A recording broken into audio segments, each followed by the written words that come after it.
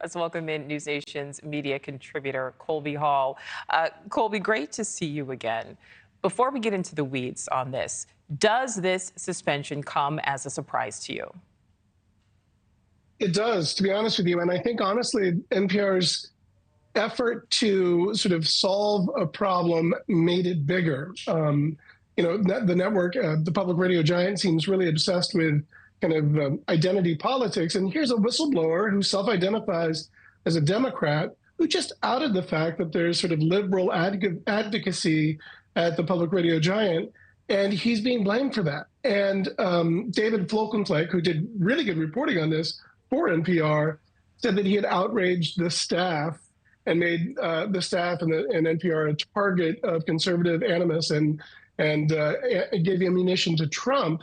Well, that's like blaming a victim. I mean, that's solving or trying to address the symptom and not the deeper problem, that there's really a progressive advocacy bent at NPR. And he's simply just saying, hey, we're federally funded. We need to be more open-minded and not purely an advocate for progressive politics. Right. And I do want to talk to you more about, what some of the staffers at NPR are saying. And it's important to know this certainly is not the first time that Republicans or the right have called out NPR. So, that has certainly been happening before, like you say. But to be fair, I mean, the network did say that Berliner did not first seek approval for work in other outlets, in addition to some other reasons. Is that valid? I think so. I mean, fortune favors the bold. He took a shot. I think he realized that by going to Bari Weiss's Free Press, doing this podcast and writing this column, that he would be protected in that, you can't be a whistleblower and then get fired for being a whistleblower. Was that outside his sort of contract and his obligation? I don't know, because I don't know that agreement. I don't think he doesn't strike me as a guy that's seeking to curry conservative outrage and be kind of deified or a hero on the right. I think he's just calling balls and strikes. And I've been listening to NPR for 40 years. I've been a loyal listener until about 10 years ago, when I also found that it became way too progressive.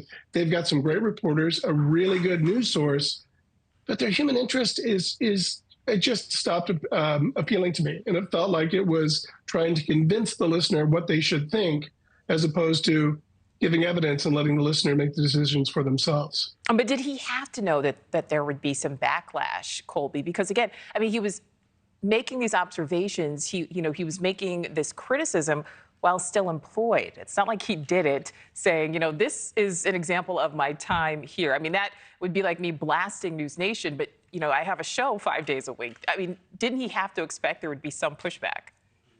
I think he did, of course, and that's why, there's been some controversy around calling him a whistleblower. I think it fits perfectly, because he made public information from behind the curtain at NPR that they did not want people to know. He did a survey, and he found that the 89 people that responded to a survey of the newsroom at NPR identified as Democrats. Not one identified as Republican. And I think that's germane. I think and so he took a risk. Yeah. He knew that there was a chance, and, he messed around, and maybe he'll find out. But I think we as a public are better off for knowing the information that he shared with us. Right. It's, it certainly is good information to have. No argument there. And just back to what you said, I mean, some staffers there at NPR say that they're rejecting what he said. They're saying he didn't exercise some of the basic tenets of good journalism. Number one being he didn't seek comment from NPR before publishing. Colby, what do you think happens next?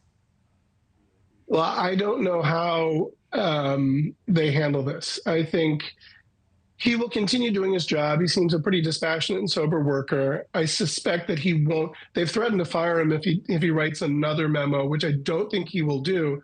I also feel that he sort of painted them into a corner, because if they sort of lash out and act and sort of fire him, he's got a pretty good lawsuit on his hands, I think, unless, of course, he's violating an agreement that I'm not aware of. So what I think will happen is the conversation about NPR's bias will continue. I think Uri Berliner's voice in that conversation will probably be quiet, because he'll want to keep his job. He'll continue to do his report. He's a Peabody Award-winning reporter, so he's very talented. Thank you for watching. Go to newsnationnow.com to find News Nation on your television provider. And don't forget to click the red subscribe button below to get more of News Nation's fact-driven, unbiased coverage.